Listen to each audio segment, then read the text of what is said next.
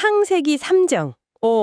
아마 성경을 한 번도 안 읽어보신 분들도 아담과 하와, 뱀, 그리고 그 선악과 이야기는 다 아실 거예요. 그렇죠. 워낙 유명한 이야기니까요. 네, 우리한테는 이게 보통 인류의 첫 번째 실패, 돌이킬 수 없는 타락, 그리고 그 벌에 대한 이야기로 딱 각인되어 있잖아요. 맞아요. 굉장히 어둡고 무거운 분위기죠. 그런데 오늘 저희가 깊이 파고들 이 자료, 이 익숙한 그림을 완전히 뒤집어 버립니다.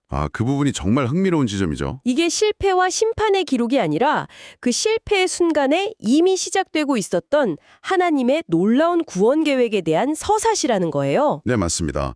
우리가 보통 죄, 수치심, 형벌, 추방 이런 단어들을 떠올리잖아요. 창세기 3장 하면요. 네, 그렇죠. 그런데 오늘 분석할 이 강해의 핵심은 그 모든 어둠 속에서 빛을 발견하는 겁니다. 하나님이 내리신 모든 조치들이 사실은 벌처럼 보이지만 그 본질은 인류를 보호하고 구원으로 이끌기 위한 장치였다는 관점이죠. 와, 벌이 아니라 장치였다? 네, 그 소위 저주들이 어떻게 전혀 다른 의미, 그러니까 축복과 구원의 약속으로 읽힐 수 있는지 그 놀라운 해석의 여정을 한번 같이 가보시죠. 좋습니다. 본격적인 이야기에 들어가기 전에 이 강해가 말씀을 대하는 우리 태도 자체에 대해서 먼저 질문을 던지는 게 참 인상 깊었어요. 그 기도 예시 말씀하시는군요. 네, 주님을 닮게 해주세요. 이 기도, 정말 경건하고 좋은 기도처럼 들리잖아요. 그럼요. 최고의 기도 중 하나죠. 그런데 이 강해는 그 기도 뒤에 숨은 동기를 한번 보라고 하더라고요. 혹시 내가 저 사람 참 예수님 같아 이런 칭찬을 듣고 싶어서 기도하는 건 아닌지? 그걸 점검해야 한다는 거죠. 저 처음엔 좀 뜨끔했습니다. 바로 그 지점이 사탄의 첫 번째 전략이랑 정확히 맞닿아 있기 때문이에요. 그런가요? 네. 하나님의 말씀을 생명으로 체험하는 게 아니라 머리로 아는 지식으로 소유하게 만드는 것. 이 강해에서 아주 재밌는 비유를 들거든요.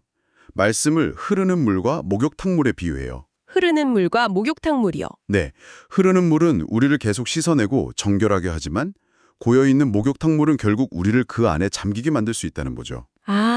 말씀을 지식으로만 쌓아두는 게 바로 이 목욕탕물과 같다는 경고입니다. 선악과를 따먹은 행위의 본질도 결국 그거였거든요. 그러니까 말씀을 지식으로 쌓는 그 행위 자체가 선악과를 따먹는 것과 연결된다는 말씀이시군요. 네, 하나님과의 살아있는 관계, 즉 생명으로 나아가지 않고 하나님에 대한 지식, 선과 악에 대한 지식을 소유하려는 시도니까요. 그렇군요. 그래서 우리가 말씀을 읽고 기록하는 이유조차 지식 축적이 아니라고 강조합니다. 그 말씀을 기도로 바꿔서 내 안에서 살아 움직이는 생명으로 만들어야 한다는 거죠. 지식이 아닌 생명. 네, 이 키워드를 기억하고 창세기 3장을 보면 전혀 다른 그림이 보이기 시작합니다. 그렇다면 뱀, 즉 사탄의 진짜 노림수는 단순히 저거 먹지 마라는 명령 하나를 어기게 만드는 수준이 아니었겠군요. 훨씬 더 교묘하고 근본적인 전략이었죠. 그게 뭐였을까요? 핵심은 생명나무가 아니라 선악을 알게 하는 나무의 열매를 먹게 하는 것이었어요. 하나님을 생명 그 자체로 경험하고 누리는 대신 선과 악이라는 인간적인 판단 기준을 손에 쥐게 만드는 것. 이게 성공하면 인간은 더 이상 하나님을 찾지 않게 되거든요. 왜죠? 자기 자신이 하나님처럼 되어서 모든 것을 판단할 수 있게 되니까요. 저건 선한 거야, 이건 악한 거야 라고 스스로 판결을 내리기 시작하는 거죠. 듣고 보니 정말 무서운 전략이네요. 하나님과의 관계를 딱 끊어버리고 스스로를 심판관 자리에 앉게 만드는 거니까요. 바로 그겁니다. 이 강요에서 아브라함과 아비멜렉의 예를 드는 게 아주 적절해요. 아내를 누이라고 속였던 그 사건이요? 네, 객관적인 행위만 놓고 보면 아브라함이 훨씬 비겁하고 악해 보이잖아요. 그렇죠. 2번이나 그랬으니까요. 그런데 하나님은 오히려 아비멜렉을 꾸짖으십니다. 왜일까요? 하나님은 우리의 행위가 아니라 당신과의 관계를 보시기 때문이에요. 관계. 아브라함은 연약하고 죄를 지었지만 하나님 안에 있는 사람이었고 아비멜렉은 도덕적으로 흠없어 보였지만 하나님을 떠나 있는 사람이었던 거죠. 사탄은 바로 이 선악의 기준이라는 잣대를 우리 손에 쥐어주고 우리 자신과 다른 사람들을 끊임없이 정죄하게 만드는 겁니다. 알겠습니다. 자, 이제 이 관점을 가지고 본론으로 들어가 보죠. 아담과 하와가 죄를 짓고 나서 하나님이 취하신 조치들. 여기서부터가 이 강의 하이라이트 같아요. 맞습니다. 보통 저주라고 불리는 것들이 사실은 구원의 또 다른 모습이었다는 해석. 이게 정말 충격적이었습니다. 가장 먼저 그들이 스스로의 수치를 가리기 위해 만든 무화과 나뭇잎 옷부터 살펴볼까요? 이건 인간의 모든 노력을 상징합니다. 나의 선행, 종교적인 열심, 그런 것들이요? 네, 나의 도덕적인 의로움 같은 것들이죠. 그런데 이 무화과 잎은요, 진액이 나와서 알레르기를 일으키고 햇볕에 금방 말라서 바스러지는 아주 불완전한 해결책이라고 해요. 아, 금방 망가지는군요. 네, 우리의 의가 바로 그렇다는 거죠. 잠시 잠깐은 가려주는 것 같지만 근본적인 해결책이 될 수 없고 오히려 우리를 더 힘들게 만들죠. 그에 대한 하나님의 해결책이 바로 가죽옷이었고요. 네, 그런데 가죽옷을 만들려면 반드시 전제되어야 하는 게 있죠. 뭔가요? 바로 어떤 동물의 죽음, 즉 피 흘리는 희생입니다. 아, 하나님은 그들의 불완전한 무화과 나뭇잎 옷을 벗기시고 죄 없는 동물의 희생을 통해 얻은 가죽옷을 입히셨어요. 이것이 바로 성경 전체를 관통하는 복음의 첫 번째 그림입니다. 와, 사건이 터지자마자 하나님은 이미 해결책을 보여주고 계셨던 거군요. 그렇죠. 장차 오실 예수 그리스도께서 십자가에서 피 흘려 죽으심으로 우리의 모든 죄와 수치를 덮어주실 것을 보여주는 최초의 복음, 원복음의 시작인 셈이죠. 와, 그렇다면 이제 가장 중요한 부분인 뱀과 여자, 남자에게 내려진 심판들도 같은 관점에서 볼 수 있을까요? 솔직히 이건 아무리 봐도 그냥 벌처럼 보이거든요. 그렇죠. 문자 그대로만 보면 그렇게 보일 수밖에 없습니다.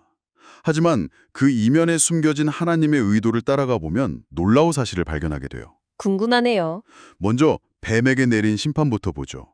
너는 종신토록 흙을 먹을지니라. 이게 정말 뱀이 흙을 파먹고 산다는 뜻은 아닐 거 아니에요. 물론이죠.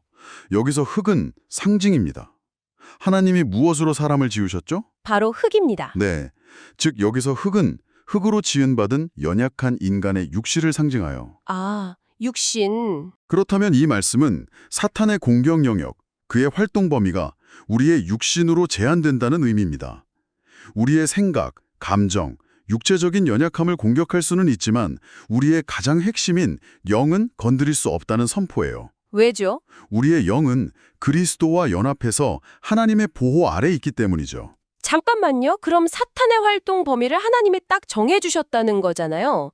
이건 심판이 아니라 오히려 우리를 위한 보호장치였다는 말씀이시네요? 바로 그겁니다. 사탄이 우리를 완전히 파멸시키지 못하도록 하나님이 울타리를 쳐주신 거예요. 이건 뱀에 대한 저주인 동시에 우리를 향한 구원의 약속인 셈입니다. 와, 정말 놀라운 관점입니다. 그렇다면 여자에게 내린 심판은 어떻게 봐야 할까요? 내가 내게 임신하는 고통을 크게 더하리니 이건 그냥 벌처럼 들리는데요. 아주 좋은 질문입니다. 그 해산의 고통이 어떻게 축복일 수 있을까? 네, 고통이 어떻게 축복이 되죠? 이 강해는 그 고통이야말로 자녀에 대한 깊은 사랑과 유대를 만드는 하나님의 장치라고 설명합니다. 고통이 사랑을 만든다. 네.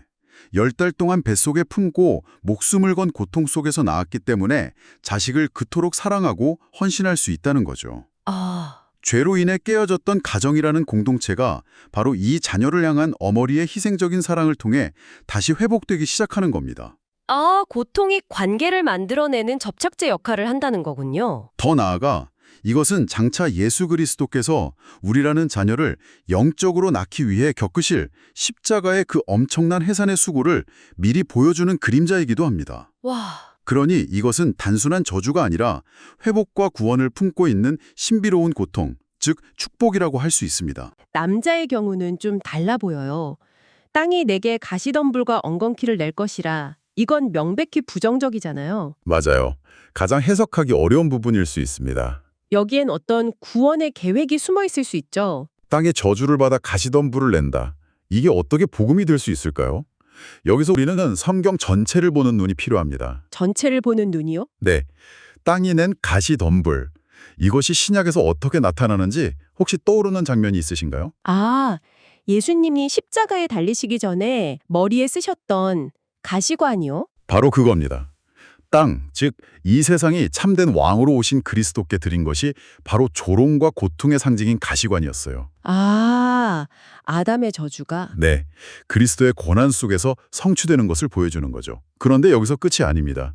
더 놀라운 복음이 숨어 있어요. 또 있나요? 창세기로 다시 돌아가서 아브라함이 아들 이삭을 바치려고 할 때 하나님이 대신 준비해 두신 제물이 뭐였죠? 수풀에 뿌리 걸린 순양이었습니다. 맞습니다. 여기서 수풀이 바로 가시덤불입니다. 아, 그게 같은 거였군요. 네, 즉 아브라함의 인생에서 가장 고통스럽고 절망적인 순간, 그 가시덤불 같은 문제 속에 하나님이 구원의 길, 어린 양을 준비해 두셨다는 거예요. 이것은 그리스도께서 가시덤불 같은 우리 인생의 가장 얽히고 고통스러운 문제 한가운데로 친히 찾아오셔서 우리를 대신하여 구원의 뿔이 되어주실 것을 보여주는 놀라운 복음의 그림입니다. 와, 가시덤불이라는 하나의 상징이 아담의 저주, 그리스도의 고난, 아브라함의 구원, 이 세 가지 사건을 전부 꿰뚫고 있었네요. 정말 소름 돋는 해석입니다. 그렇죠. 그럼 이 모든 약속이 집약된 구절이 바로 창세기 3장 15절 여자의 후손은 네 머리를 상하게 할 것이요 라는 말씀이겠군요. 네, 맞습니다. 최초의 복음, 원복음이라고 불리는 바로 그 구절이죠. 네. 그리고 이 강해는 이 짧은 구절 안에 세 가지의 심오한 의미의 칭의가 담겨 있다고 설명합니다. 세 가지나요? 네, 첫 번째 칭의는 가장 명백한데요. 여자의 후손은 당연히 동정녀에게서 나실 예수 그리스도를 가리킵니다. 네, 그쵸. 그분이 십자가에서 죽으시고 부활하심으로 뱀, 즉 사탄의 머리, 그의 권세를 결정적으로 깨뜨리셨다는 의미죠. 그리고 두 번째 칭의가 바로 우리와 직접적으로 연결되는 부분이었죠. 그렇습니다. 두 번째 의미는 여자의 후손이 바로 교회라는 겁니다. 교회요. 네, 성경은 그리스도를 머리라고 하고 우리 믿는 자들을 그의 몸이라고 하잖아요. 머리와 몸은 분리될 수 없죠. 아, 그래서 하나다. 네, 머리이신 그리스도와 몸인 우리가 연합하여 하나의 여자의 후손이 된다는 겁니다. 잠깐만요. 그럼 지금 이 순간 우리 교회가 바로 우리가 뱀의 머리를 밟는 존재라는 말씀이시군요. 이건 엄청난 관점인데요. 바로 그겁니다. 그리스도께서 이미 승리하셨고 우리는 그 승리에 동참하는 존재라는 선언이죠. 사탄의 참소를 듣고 움츠러드는 존재가 아니라 그리스도의 권세로 그의 머리를 짓밟는 존재로 부름받았다는 거예요. 와, 그리고 마지막 세 번째 의미가 있다고요? 네, 마지막 세 번째 의미는 미래, 즉 마지막 때를 향하고 있습니다. 요한계시록의 이야기죠. 요한계시록이요? 네, 요한계시록 12장을 보면 한 여인이 사내 아이를 낳는데 거대한 붉은 용, 즉 사탄이 그 아이를 삼키려고 합니다. 네, 그런 장면이 있죠. 여기서 여인은 모든 시대의 믿는 자들의 공동체를, 그리고 그들이 낳는 사내 아이는 그중에서도 마지막 때에 승리하는 이기는 자들을 상징해요. 결국 이 사내 아이가 용을 밟아버리고 최종적인 승리를 거두게 되죠. 아, 그러니까 창세기 3장 15절의 예언이 네, 예수 그리스도 개인에게서 시작해서 교회를 통해 역사 속에서 성취되어 가다가 마지막 때에 이기는 자들을 통해 최종적으로 완성되는 장대한 구원의 파노라마인 셈입니다. 이 모든 사건 후에 아담이 아내의 이름을 하와, 즉 생명이라고 부릅니다. 방금 심판을 받고 에덴 동산에서 쫓겨나기 직전인데 이건 정말 이상한 행동 아닌가요? 그 이하함 속에 핵심이 있습니다. 모든 게 끝장난 상황에서 생명이라니요. 아담의 그 행동이야말로 그가 하나님의 구원 약속, 즉 방금 들려주신 여자의 후손에 대한 약속을 믿었다는 가장 강력한 증거입니다. 아, 믿음의 표현이었군요. 네, 비록 자신들은 죽을 운명이지만 아내를 통해 올 생명의 후손이 모든 것을 회복할 것이라는 믿음의 고백이었던 거죠. 그래서 그들은 단순히 벌을 받아 쫓겨난 게 아닙니다. 그들은 보호를 받은 겁니다. 추방이 보호였다는 게 선뜻 이해가 안 되는데요. 에덴 동산에서 쫓겨난 건데 어떻게 그게 보호가 될 수 있죠? 만약 그들이 죄의 본성을 가진 채로 에덴 동산에 계속 머물렀다면 어떻게 됐을까요? 그들은 결국 생명나무 열매를 따먹고 죄인인 상태로 영원히 살게 됐을 겁니다.